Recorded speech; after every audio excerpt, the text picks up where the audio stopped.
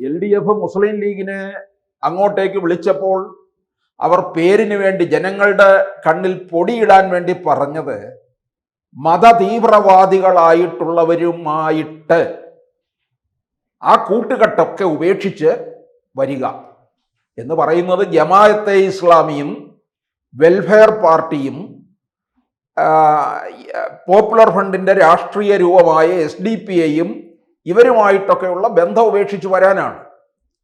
ജമാഅത്തെ ഇസ്ലാമിയുടെ ബന്ധം ഉപേക്ഷിച്ച് വരിക എന്ന് പറയുമ്പോൾ പോലും ഈ KK ശൈലജ ജമാഅത്തെ ഇസ്ലാമിയുടെ നേതാവിൻ്റെ വീട്ടിൽ ചെന്നതായിട്ട് ആ നേതാവിൻ്റെ തന്നെ ഫേസ്ബുക്ക് പോസ്റ്റും കഴിഞ്ഞ ദിവസങ്ങളിൽ വന്നതാണ്.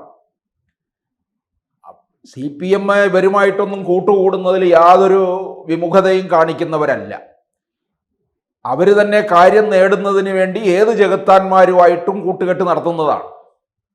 എന്നിട്ട് ഈ മത തീവ്രവാദം എന്ന് പറയുന്നത് എന്തിനു വേണ്ടി എന്ന് ചോദിച്ചാൽ നമ്മളെ പറ്റിക്കുന്നതിന് വേണ്ടി മാത്രം.